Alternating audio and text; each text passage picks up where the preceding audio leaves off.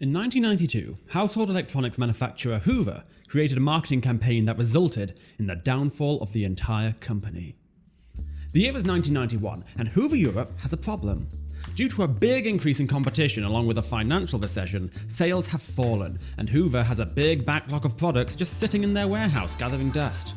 There must be some way to get people to buy them. It was just their luck that a travel agency named JSI also just so happened to be feeling the squeeze and wanted to sell more flights. They pitched Hoover an idea. Anyone who spent more than £100 on a Hoover product would get 2 round-trip tickets to Europe. Hoover loved the idea. This would easily get rid of the excess stock. But here's the problem.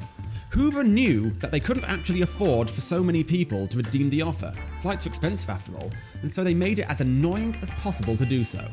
Here's the process. 1. A customer buys a Hoover product and posts in their receipt to redeem the offer. 2. Hoover sends out the registration form, which the customer fills out and sends back. 3.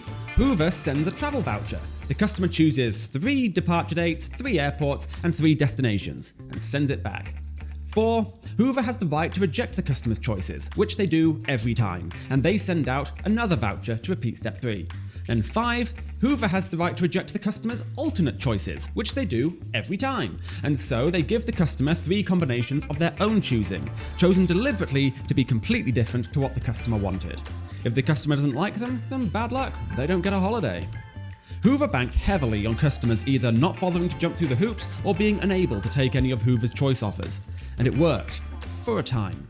By late 1992, Hoover's sales were back on track, and the promotion had been such a success they decided to double down and include trips to the USA. That was a mistake. Sure, people weren't willing to jump through all the hoops for a trip to France, but a trip to New York? Spending £100 on a vacuum cleaner got you a £600 holiday. 300,000 people redeemed tickets. Even though they made £30 million profit on the promotion, the cost of the flights alone was more than triple that. So Hoover did what every good company does in this situation: try to back out and blame it on the customers. It claimed thousands of customers filled out the form wrong when they hadn't. It deliberately delayed sending forms back so customers would miss the deadline, and they even just told people who did everything right that the forms had gone missing. Customers weren't happy. They ended up taking Hoover to court, where eventually Hoover's parent company was forced to shell out £60 million for the flights. And in the end, due to an overzealous marketing campaign they knew they could never make good on, Hoover Europe, once the king of home appliances, was now millions of pounds in the red, its reputation disgraced, and its parent company selling it off, no longer wanting anything to do with it. If you enjoyed this video, make sure to give us a like, follow, and tell us what you want us to cover in the comments. See you next time.